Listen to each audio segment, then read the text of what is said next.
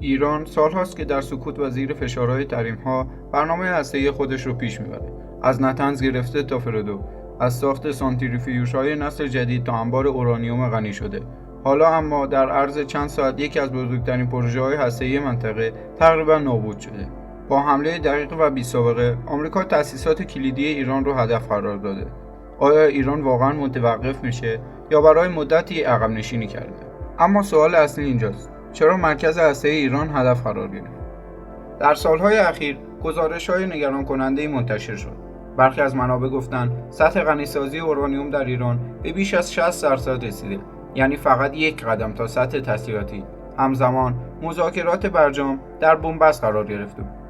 واشنگتن بارها هشدار داده بود، اما ایران معتقد بود حق داره برنامه صلح‌آمیز هسته‌ای داشته باشه. در نهایت ایالات متحده با هماهنگی اسرائیل تصمیم گرفت تهدید بالقوه رو به صورت پیش‌دستانه حذف کنه. آیا ایران مسیرش رو تغییر میده؟ به باور تحلیلگرها ایران چند سناریوی ممکن پیش رو داره. شاید برنامه‌اش رو به جای تأسیسات رسمی به زیرساخت‌های سری منتقل کنه، یا حتی با خروج از NPT، پیمان منع گسترش سلاح‌های هسته‌ای، عملاً بازی رو عوض کنه. یه احتمال دیگه هم هست: استفاده از برگ هسته‌ای فقط برای فشار دیپلماتیک نساخته بود. چون ایران به خوبی میدونه که در فضای جدید جهانی برگ هسته‌ای هم ابزاری برای قدرت نظامی و هم قدرت جان‌زنی داره. تا میریم سراغ واکنش‌های داخلی و خارجی، شما هم این ویدیو رو لایک کنید. در داخل ایران خبرگزاری‌ها حمله آمریکا رو تجاوز آشکار میدونستن. مقامات بلندپایه گفتن ما حق پاسخگویی داریم و این پایان ماجرا نیست. در سطح جهانی چین و روسیه خواستار توقف فوری تنش‌ها شدند.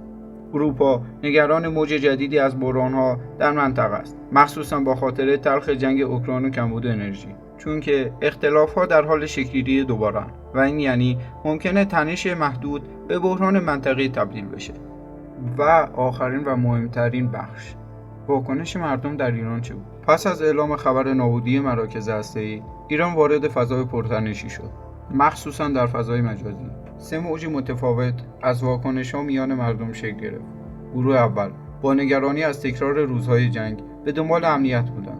در شهرهای بزرگ بسیاری به فروشگاه‌ها هجوم بردند و این کار باعث شد دارو و احتیاجهای اولیه نایاب بشه. ترس از آینده نامعلوم در نگاه مردم مشهود بود. گروه دوم با خشم خواستار واکنش فوری بودند. در توییتر و تلگرام هشتگ‌هایی مثل انتقام سخت و پاسخ بدهید ترند شده بود. این طیف از مردم اعتقاد داشتند که تنها راه جلوگیری از تکرار چنین حملاتی پاسخ قاطع و نظامی است. اما گروه سومی هم وجود داشت و صدایشان حالا بلندتر از قبل شنیده میشد. این مردمانی بودند که از دل بحران خواستار تغییر اساسی در حاکمیت شدند.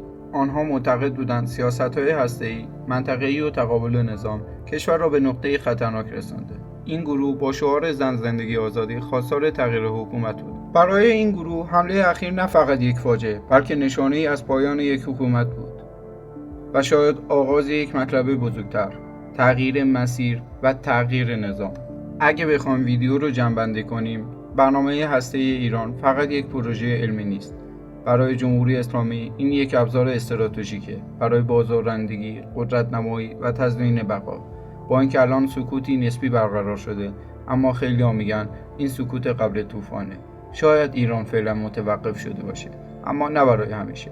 تو چی فکر می‌کنی؟ آیا این پایان پروژه هسته‌ای ایران بود یا فقط شروع مرحله جدیدش؟ نظرت رو کامنت کن و اگر هنوز این ویدیو رو لایک نکردی، لایک و سابسکرایب فراموش نشه. ممنون بابت تماشای این ویدیو.